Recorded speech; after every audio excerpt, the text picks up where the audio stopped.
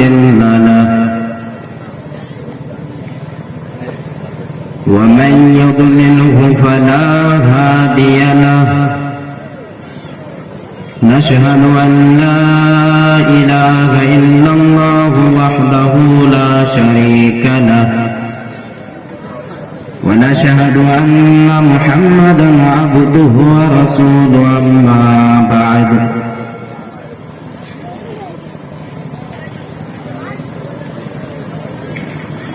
فإن خير الحديث كتاب الله وخير الهدي هدي محمد صلى الله عليه وسلم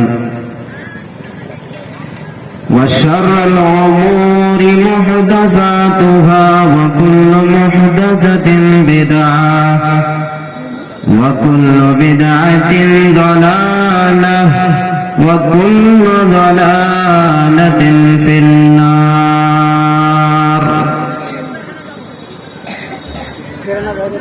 قال الله تبارك وتعالى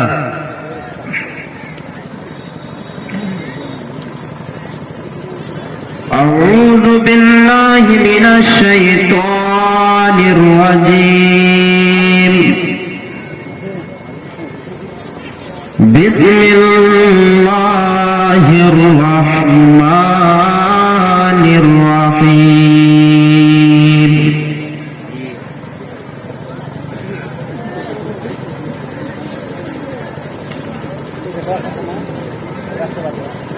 الله ولي الذين آمنوا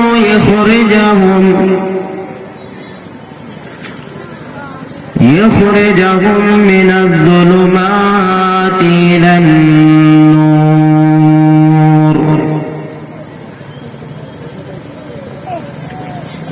وقال الله تبارك وتعالى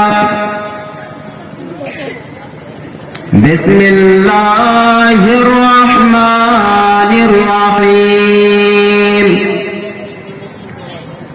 والعصر إن الإنسان لفي خسر إلا الذين آمنوا وعملوا الصالحات وتواصوا بالحق وتواصوا بالصبر. وقال النبي صلى الله عليه وسلم إذا تبايعتم بالعنب وأخذتم أذناب البقر ورضيتم بالزرع وتركتم الجهاد سلط الله عليكم ذلة لا ينجعه حتى ترجعوا إلى دينكم. رب اشرح لي صدري ويسر لي أمري واحلل عقدة من لساني يفقهوا قولي. ربي زدني علما اللهم ربي زدني علما اللهم ربي زدني علما.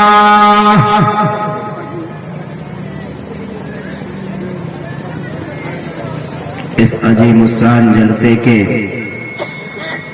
अजीम सदर फजीलतुल शेख हजरत मौलाना रहमतुल्लाह सलफी हफिज़हुल्लाह और स्टेज पर जलवा फरोज उलमाई किराम व हुफ़्फ़ाज़ इज़ाम, पंडेल के नीचे हाजी झब्बू टोला क्या कराबो अकनाफ और वो जवार से तशरीफ लाए हुए मुहतरम सामीनी किराम, पर्दा नशीन मेरी माएँ और बहनें,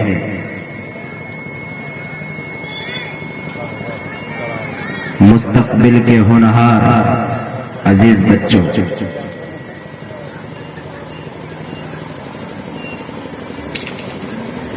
मैंने कुरान मुक़द्दस की एक आयत और एक पूरी सूरत को तिलावत की है।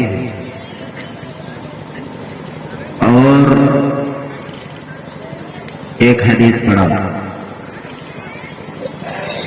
अल्लाह ताला से दुआ गो हूं कि अल्लाह ताला मुझे हक बात कहने और हम सभी को उस पर अमल करने की तौफीक अता फरमा।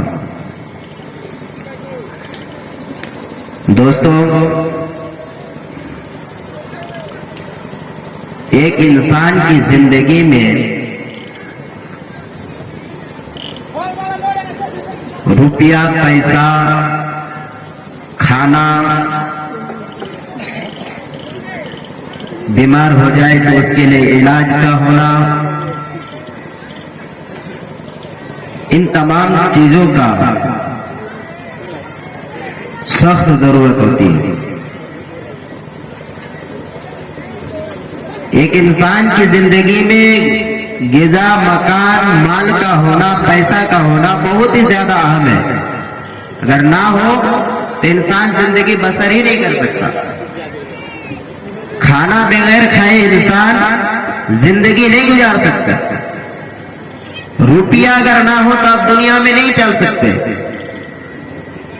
जहां पर भी जाएगा वहीं ठोकर खाएंगे।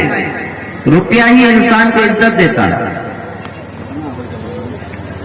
और आपके पास अगर मकान ना हो, रहने की जगह ना हो, तो किसी दूसरे के घर में एक दो दिन के अलावा तीसरे दिन आपको ढकेल के निकाल देगा। ये तीनों चीजों का होना बहुत ही जरूरी है। लेकिन एक इंसान की जिंदगी में इन आशियाओं से भी कहीं ज्यादा, इन चीजों से भी बढ़कर अगर कोई चीज है तो एक इंसान के अंदर ईमान का होना है। अगर एक इंसान के अंदर ईमान है, एक इंसान अल्लाह पर ईमान लाता है और उसी पर तवक्कल करता है, उसी पर भरोसा करता है, तो उस इंसान के पास खाना भी पहुंच जाता है, खाना का भी बंदोबस्त हो जाती है उनके पास, और रहने का मकाम भी मिल जाता है, रहने के लिए जगह, और जिंदगी बसर करने के लिए इज्जत, शोहरत, तमाम चीजें मिल जाती है। कब? जब आप ईमान वाले हैं। इसकी दलील अल्लाह ताला का फरमान है, वला तहिनु वला तहज़नु व अंतुम लअनौना इन कुंतुम मुमिनीन। दुनिया में ईमान लाने वालों, जो अल्लाह पर, उसके रसूलों पर, उनके फरिश्तों पर, उनके भेजी गई तमाम किताबों पर ईमान लाए हो, क़यामत के दिन पर ईमान लाए हो, अपने तकदीर पर ईमान लाए हो, जो भी मुसीबतों का सामना करना पड़ता है, जिन मुसीबतों से मुकाबला करना पड़ता है, ये तमाम की तमाम मुसीबतें अल्लाह की तरफ से है, ये तमाम खुशियां अल्लाह की तरफ से है, ये तमाम चीजें अल्लाह की तरफ से, इन तमाम चीजों पर जो ईमान लाए हो, सुनो, वला तहिनु, तुम्हें गमज़दा होने की जरूरत नहीं है, तुम्हें डरने की जरूरत नहीं है, तुम्हें अपने अंदर खौफ नाम की चीज को पैदा करने की जरूरत नहीं है। वला तहज़नु,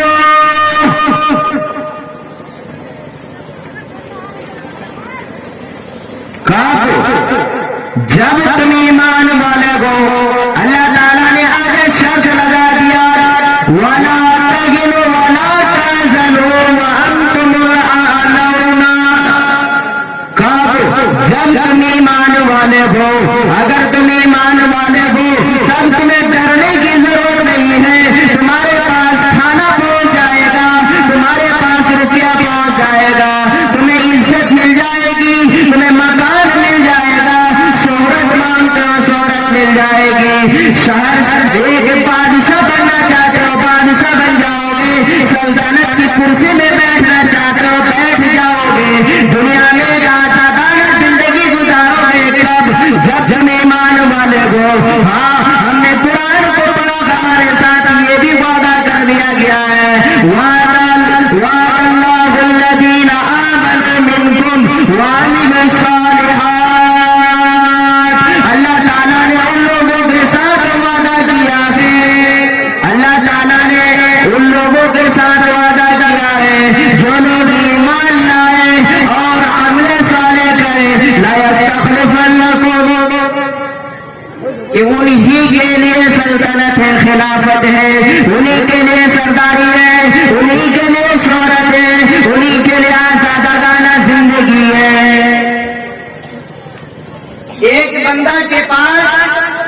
दूसरे बंदे को कुछ मिलता है, 10,000 रुपया ले लिया उधार, मोबाइल से कॉल किया, भाई साहब 10 दिन पहले 10,000 रुपया लिए थे और बोले थे 5 दिन के बाद दे दूंगा, आज 10 दिन हो रहा है, रुपया दीजिएगा कि नहीं।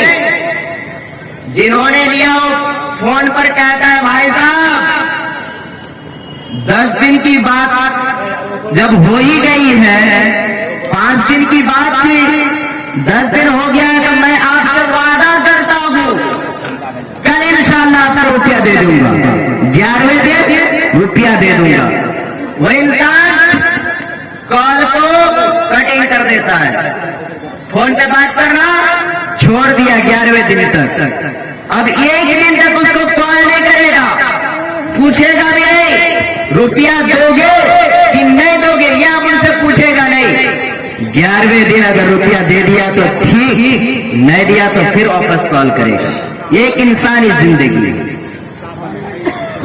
एक इंसान पर इतना भरोसा करता है कि 10वें दिन कॉल करके दूसरे इंसान को रुपया तकाजा करता है, रुपया लिया था तो दे दो, तो जब वो वादा करता है तो कहता है 11वें दिन दे दूंगा, एक दिन को की बातों को तस्लीम कर लेता है। तो इंसानों का जो बनाने वाला है, खालिक की कायनात मालिक के आजू समा जो है, अगर वो इंसानों से वादा करे तो उनका वादा कितना पक्का सच्चा हो सकता है? बोलिए कितना पक्का सच्चा हो सकता है? वो पूरा कर सकता है कि नहीं? अल्लाह ताला का वादा पूरा कर सकता है कि नहीं? पूरा कर सकता है, मुंह खोलिए, पूरा कर सकता है ना। तो हम लोग तो ईमान लाए हैं। ये पेंडल जो सजा है एक मुस्लिम समाज के अंदर ही है, ईमान लाने वाले लोगों के अंदर ही है।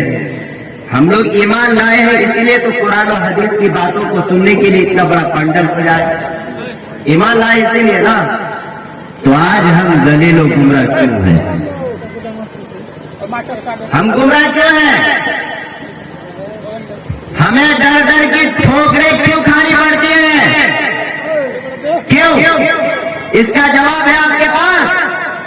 जबकि अल्लाह ताला कहता है वमन असदक़ु मिनल्लाहि हदीसा, रब्बे कायनात मालिक अर्ज़ व समा रब्बुल आलमीन की बातों से पक्की सच्ची बात किसी की भी नहीं है।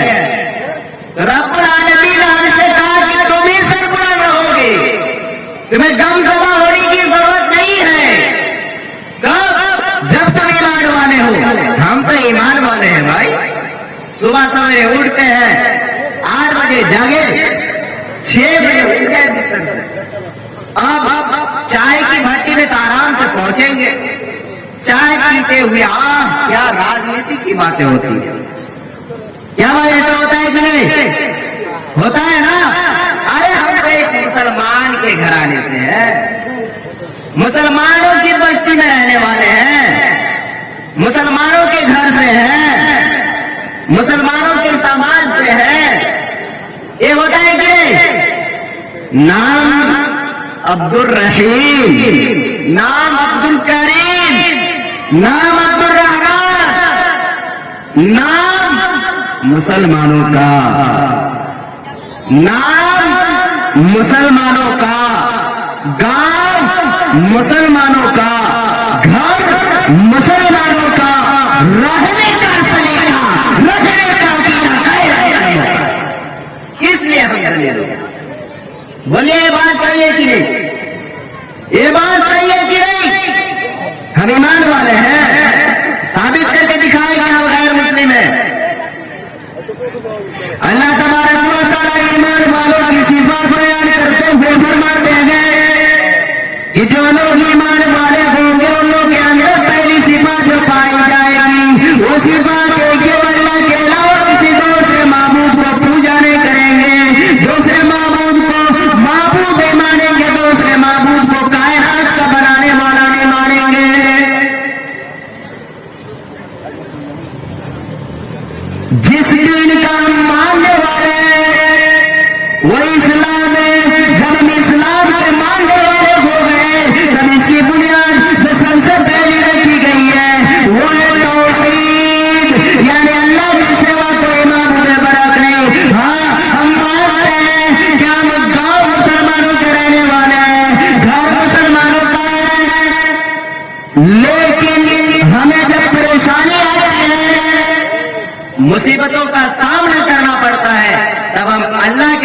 पहले नहीं जाते हैं, पहले हम हमारे गांव के उन लोगों के पास जाते हैं जो अंतर मंत्र जादू भंडर कह करके हटाने वाला। जाते हैं कि नहीं? जाते हैं कि नहीं? नहीं जाते हैं। अरे ताबीज लटकाने वाले के पास जाते हैं कि नहीं? नहीं जाते हैं। ये भी शिर्क है, ये भी शिर्क है। अगर आप अल्लाह पर भरोसा करते हैं, अगर आप अल्लाह ही को मानने वाले हैं, तो आपको मुसीबत आई है, आप परेशान हैं, परेशानी के आनंद में हैं, तो आप अल्लाह के दरवाजे को खटखटाइए, मस्जिद में जाइए, थोड़ी बहुत नमाज पढ़िए और अल्लाह से दुआ लीजिए, रब्बुल आलमीन हम इस परेशानी में मुब्तला है, अल्लाह हमें इससे शिफा अता फरमाए। अभी हमारे हमसे पहले जो मुकर्रिर आए हुए थे शेख कारी हानिफ साहब, वो एक वाकया सुना रहे थे बंगाली जुबान में, मैं भी समझता हूँ कि नबी अकरम सल्लल्लाहु अलैहि वसल्लम ने एक दुआ की है, उस दुआ को कितने दिन बाद कबूल किया गया याद है? 12 साल के बाद कबूल किया। हम लोग सुबह सवेरे उठते हैं, फजर की नमाज के लिए वजू करते हैं, नमाज में गए, आंखें पूरी खुलनी चाहिए, वो तो खुलती नहीं, हाथ ही खुली रहती है, उसी में गए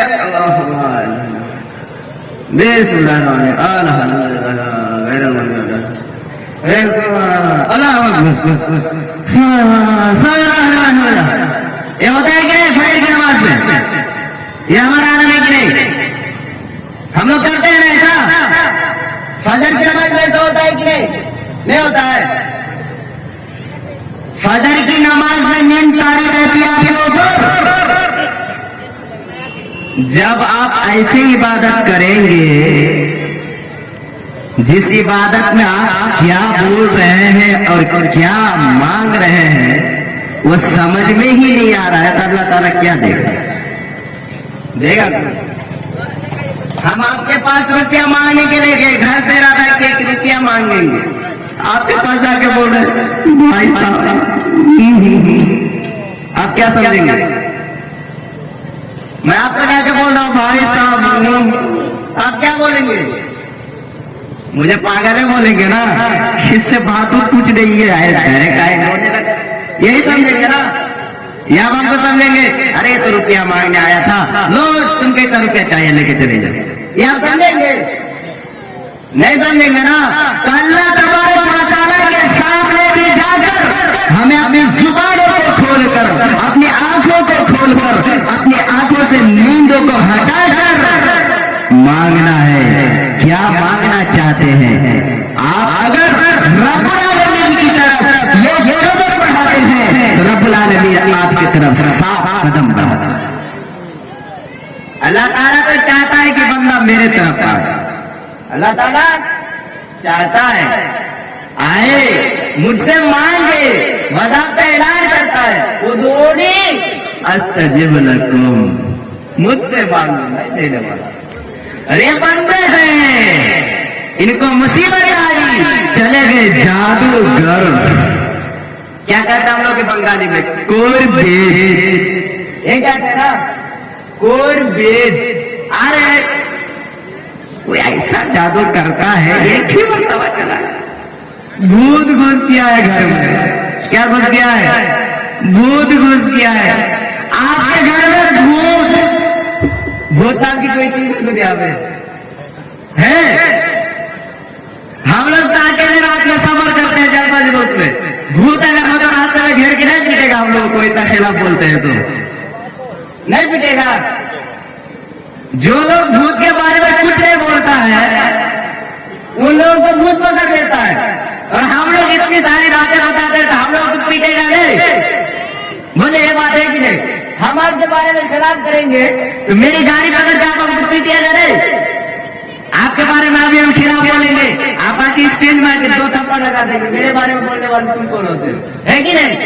हम लोग जितने भी इस दुनिया में बोल भी है सब तो भूत के खिलाफ है कि नहीं?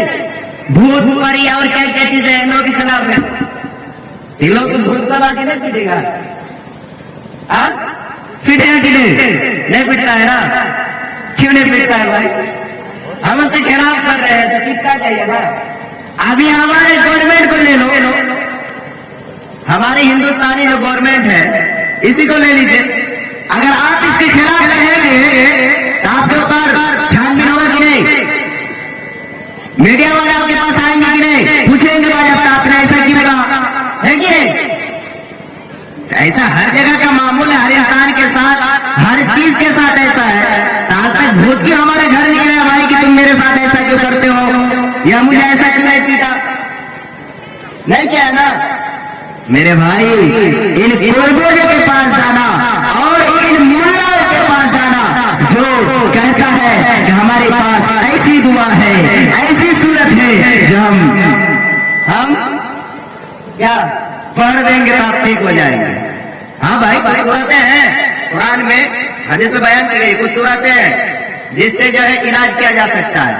लेकिन कुछ मुल्ला तो इसको बिजनेस ही बना दिए, कुछ मुल्ला इसको बिजनेस ही बना दिए।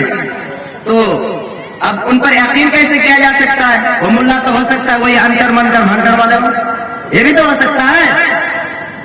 अभी हमारे इलाके से बहुत ही ज्यादा तादाद में औरतें आ रही थी, आपकी इधर आ रही थी। ये अहमदाबाद और अमीराबाद की जगह है, वहां पर कोई है जो हर चीज का इलाज करता है। तो मेरा थोड़ा सा पैर का प्रॉब्लम है, ये है कि मैं अगर कहीं ज्यादा चलता हूं तो पैर में दर्द होता है, रात में सो नहीं पाता हूं। तो एक औरत आई, रिश्ते में आंटी लगती, आके कहने लगी वो वहां पर एक कुर्बेज है, अगर तुम जाओगे ठीक हो जाओगे, जो भी जाता है ठीक हो जाए। हमारे सच में हाँ, अगर तुम नहीं जाना चाहते हो तो लिख के ही दे दो। कि ये भाई आप ही बोले कि जाओगे तो ठीक हो जाओगे, आप बोल रहे हो कि आप लिख के दोगे तो ठीक हो जाओगे, तो हम लिख के क्यों दे? उसको जाके बोलो नाम दे के हो जाएगा, होगा कि नहीं? भाजपुर में जैसे भी होते हैं, नाम अगर बोल दिया तो हो गया उसका काम, होता है कि नहीं?